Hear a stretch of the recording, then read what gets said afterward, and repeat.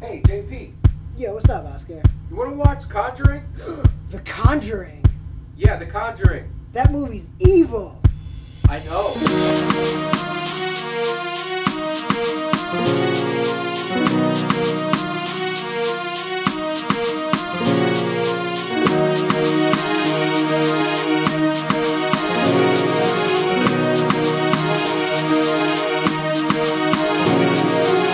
What's up? It's your boy Oscar TwoTen and my boy JP. Today, we're talking about horror movies. Alright, slight disclaimer. We're going to start right out the gate by letting you know that we are not suggesting that if you don't watch horror movies that you start watching horror movies. That's not what we're saying. No. Not at all. If that's not your cup of tea, then don't drink that cup of tea. So we're not saying do it, okay? Number two, if you're under the age of 18, the fourth commandment applies. If house rules are you are not to watch a rated R film, you don't watch a rated R film. Don't do it. Shame on you if you even try. Number three, if you are 18 plus and you're looking at this video and saying to yourself, you know, I'm contemplating watching a movie that's scary, then make an informed decision. Okay? There's the MPAA ratings and the USCCB has ratings on movies too. The MPAA will rate everything and tell you why it is the way that it is. And they'll go as far as telling you intense violence, sexuality, sexual content, nudity. It would even tell you if there is a real strong sexual scene in that. If any of these things are triggers for you, don't do it, okay? Don't put yourself in harm's way. The USCCB's ratings will rate everything from, hey, it's good to go, to, hey, I suggest that you don't, because this is morally offensive. So with that being said, this video is for mature audiences only. We like horror. We like horror mills. We like horror films. But we both have our favorite subgenres within the genre of horror films. I love zombie films. Anything zombie. I am the Catholic zombie specialist. Hands down. And if you don't think I am, then you tell me what your plan A, B, C, D, and E is. I got them all, depending on where I am demographically, both domestically and internationally. I got a plan. During the zombie apocalypse, I'm going to be with Oscar because I don't want to die. He knows. That's my specialty. What's yours? Pretty much anything having to do with monsters or like fantasy-ish type stuff. Anything along those lines. That's kind of my wheelhouse in horror. Yeah, so if Godzilla or King Kong or Cloverfield, whatever that thing was, a werewolf, Dracula, Ooh, I love Dracula. the lagoon thing that comes out with that Aquaman. No. He's obviously too good looking to be scary. I go to this guy. That's my guy. That's my monster guy. Monster Squad. Oh, great movie. Isn't it? Oh, I know. I know.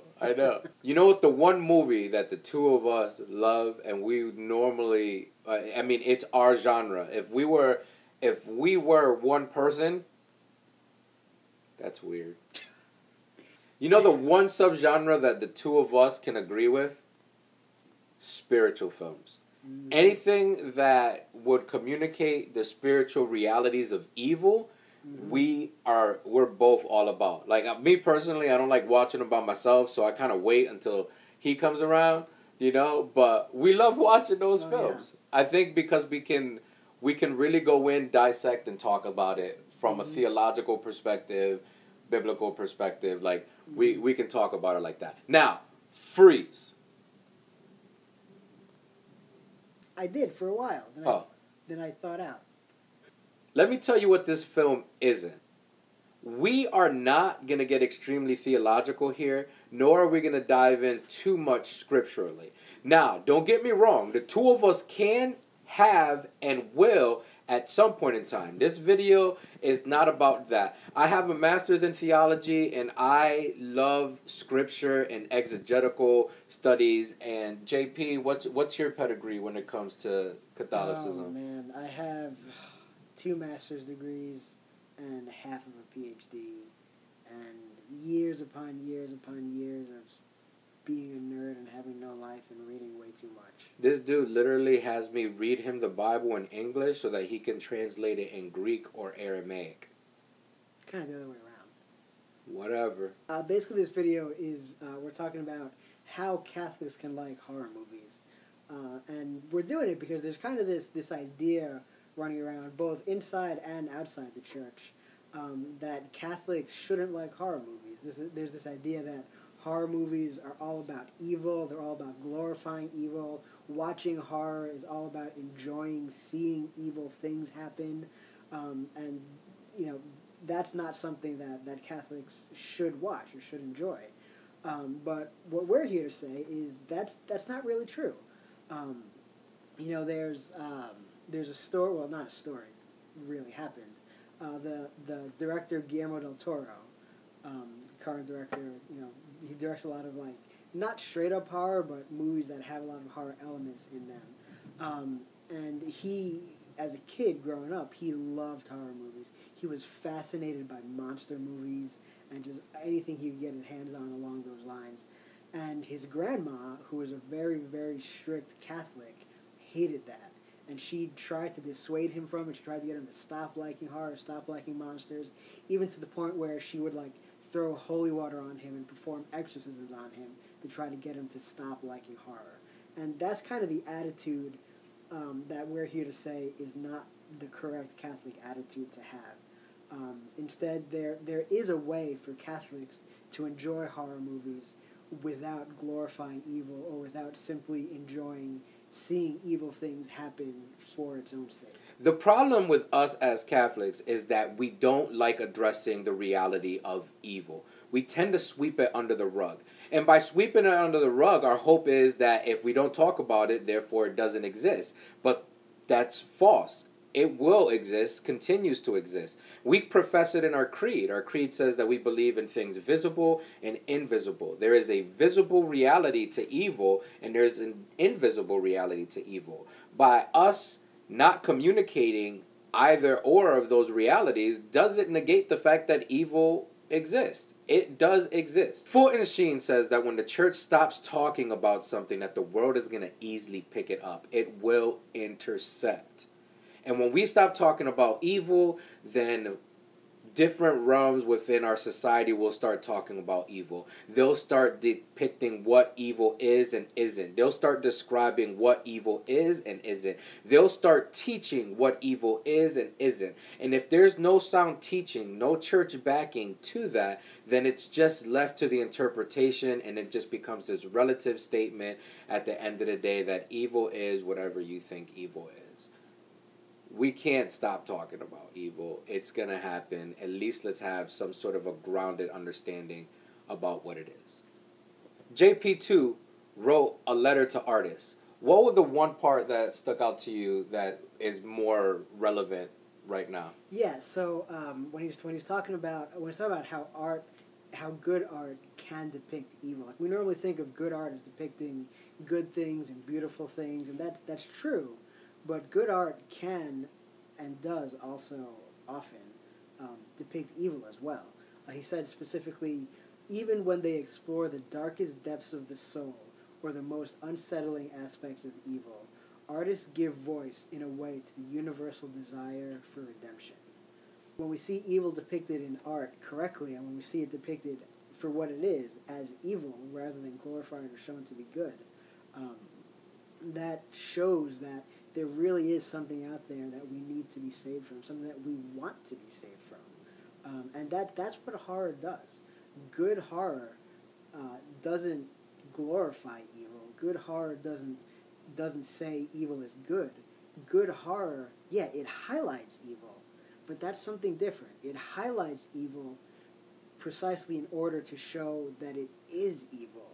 It highlights it precisely in order to show that evil is bad. not to give us something that we're supposed to enjoy for its own sake. With that being said, let us give you 3 pointers that you can use as a framework when discerning whether or not you're going to watch a horror film. Good horror is not about glorifying evil. It's not about glorifying evil.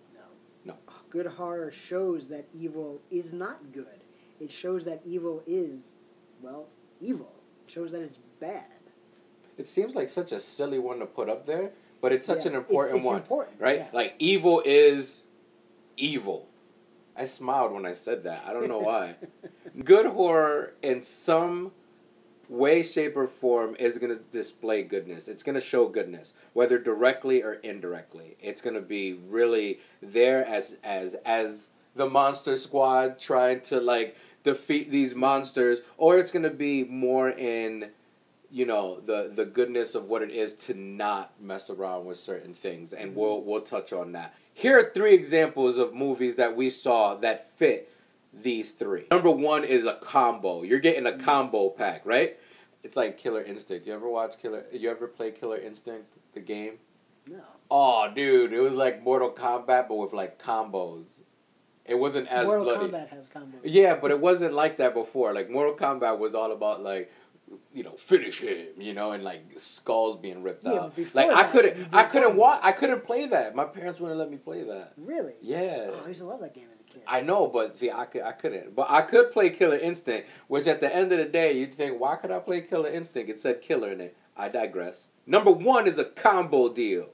I'm giving you 2 movies for the price of 1 example. The Conjuring and The Exorcism of Emily Rose. Now, both of these movies right out the gate are going to display that there's an obvious battle between good and evil. There's going to display right out the gate that good ultimately will prevail. And it is going to display that evil is evil. End of the day. These movies definitely fit those 3. Yeah, and so my example is one of my favorite horror movies in the last 10 years, Paranormal Activity. That's why I love it so much. Now, I'm not going to sit here and tell you that when they were making this movie, they had all these points in mind and they were trying to make a good Catholic horror movie, because realistically, they probably weren't. That being said, I think that if you watch it, you can interpret the movie in a Catholic way. Here's what I mean. So we said before that good horror shows goodness either directly or indirectly. And Paranormal Activity is a movie that I think shows goodness indirectly. Because if you look at the characters in it, like, none of them are really all that great. I mean, there's like 1 or 2 who aren't really bad, but they're not good either. They're more dismissive. Yeah, they're kind of neutral almost. Yeah. You know, there's one character who's clearly not, he's not very good. He's more on the bad side. The others they're not bad. You know, they're okay, mediocre. They're millennials. Yeah, pretty much. So this is a movie where evil wins in the end. And, you know, you maybe think, oh, well, you know, if horror movies are supposed to show good, you know, like, how can you watch a movie where evil wins at the end? And the way I interpret the movie when I watch it is I look at it as an example of what not to do when you're fighting evil. In any way, whether it's, you know, fighting like actual demonic possession, or whether it's just fighting sin in your own life, or confronting tragedy, or whatever. What the characters in Paranormal Activity do is exactly what you should not do. Yeah, the shoulder shrug mentality towards evil was one. The mockery of evil. Huge one. Yeah, you do not mock evil and dare demons to be worse than they already are. Yeah, there was an extreme sense of meh when it came to evil, and those were the good guys, people in the film. And then there was one character that was obviously very much like, oh, come on, evil, what do you got? And like dismissing it. And that is dangerous. So I think you're right. It did kind of communicate what not to do when confronted with something like that. And when you see what not to do, that indirectly shows goodness by telling, you know, by showing us what to do, you know, by contrast. Yeah. You know, I know what not to do when I'm in the woods. And that's if I hear something bump in the woods, I don't go towards it. Mm-mm. Like, there's no reason for me to go towards Do it. not. I know what not to do when I walk into a house and I know there's no one there, but yet I hear some squeaking and doors slamming upstairs. No, I'm not going to investigate. I'm not a Ghostbuster. Nope. No, I'm just going to leave. Most of them killings could be avoided if they just left. Just run away. Bye, close the door, go call an Uber. Gets it going. It's important to realize that certain movies like this are going to give you an example of what not to do. And there have been a ton of movies out there that deal with the occult. You know, Ouija boards and fortune telling and witchcraft and so on and so forth. And some of the biggest takeaways of those movies is the fact that you don't mess with that realm. Period. A lot of people think it's fun and games. The fact that there's a board game being sold at Walmart that is all about invoking the spirits and the supernatural is shame on this world for thinking that you mess with that. Newsflash. Evil, okay? Like, when in terms of demons, devils, Satan, like, they're created by God before us. They are supernatural. So they do possess a power that we don't mock, that we don't mess with. Not because of fear of them. We don't fear them because ultimately they're void of love. They're void of God. But we don't mess with them. Just because I'm a devout Catholic and because he's a devout Catholic and a Brazilian Jiu-Jitsu blue belt. Yeah. Yeah, it doesn't mean that we're going to make Satan tap. No. We're not. We're not. I mean, he may make us tap, but that doesn't mean that we can't step up boldly and be like, nah, not today. But I'm not calling him up and being like, yo, bro, you say something? Don't do it. Don't. Examples of bad movies. We gave you 3 examples of movies, my 2+1, or my 2 for 1, and you gave us 1 for 1. 1 for 1. So here's some examples of movies that you don't want to watch. I'm going to tell you that you don't want to watch it because I ultimately believe that these movies are opposite of what we said were good horror movies. The types of movies that you want to stay away from are what are considered grindhouse or exploitation films. Now, newsflash, exploitation films or that grindhouse type film is the precursor to modern day pornography.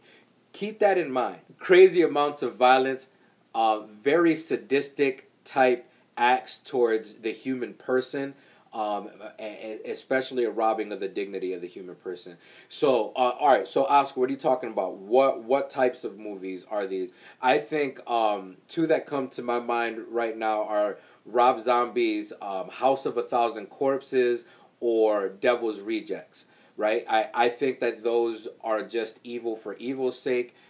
There's no good within it. It glorifies evil. Other movies in the grindhouse market are they're what you call B-rated, like low budget type horror films, and you'll see a lot of those on Netflix because they're like public domain. Easy to get for that. Yeah, so like you're gonna see a lot of that stuff, and there's even kind of like an underground for grindhouse stuff. Stay away from those. I'm being dead serious. There's no good in them at all. What you have an example of a movie you just saw recently. What movie was that? So it's a movie that just came out this past June. I was really excited to see it. It got some great buzz from critics. It played at some film festivals earlier. Got a ton of great buzz from people who saw it there. It's a movie called Hereditary. Not a super big movie, not one of these big blockbusters that everybody knows about, but it got some really great buzz in the horror community. It's a supernatural, like, demon type movie. It's one of those movies where evil wins in the end. And when I first saw, well, I only saw it once, but when I saw it in the theater, the end of it just felt really satanic to me. And I couldn't exactly pinpoint what it was. And it was kind of hard to explain, like, if you don't see the movie, it's not so much what happened, it's just the way it happened. And interestingly, afterwards, I read a comment from the director reading an interview with him, where he said that one of the things he made a point of in making this movie was he made it so that evil inevitably won in the end.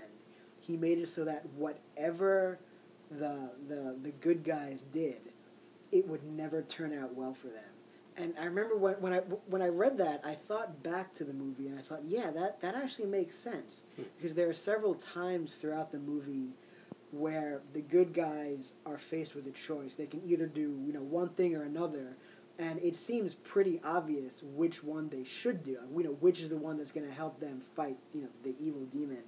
And they do that, and it doesn't work. Like, the complete opposite happens. And it just feels like they're in this, like, bizarro world where evil is just messing with them, and evil is all-powerful, and they can do absolutely nothing. There's this sense of this hopelessness to the movie, and it's just very much this sense of, like, evil is so powerful that there's nothing you can do to fight it.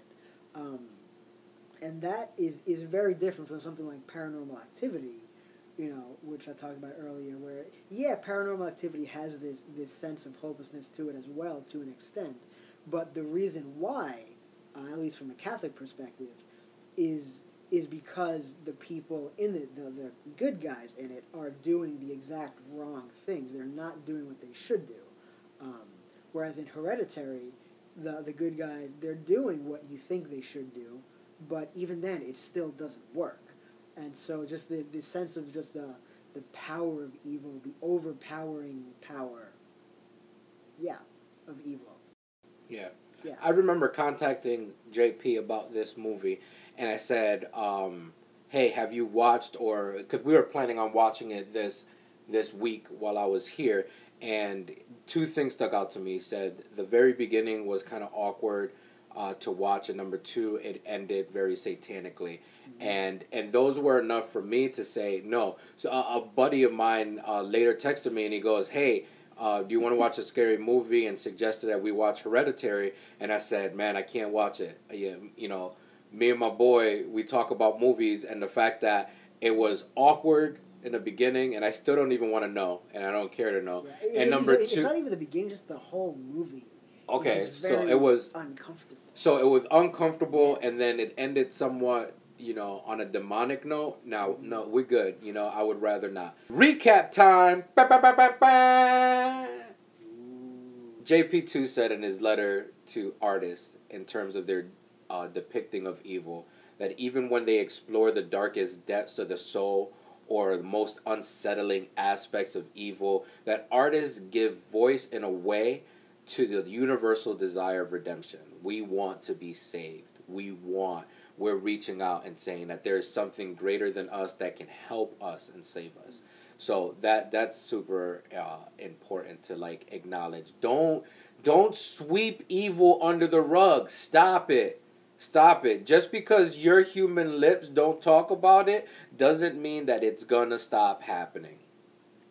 I can stop talking about food, but I'm still gonna get fat.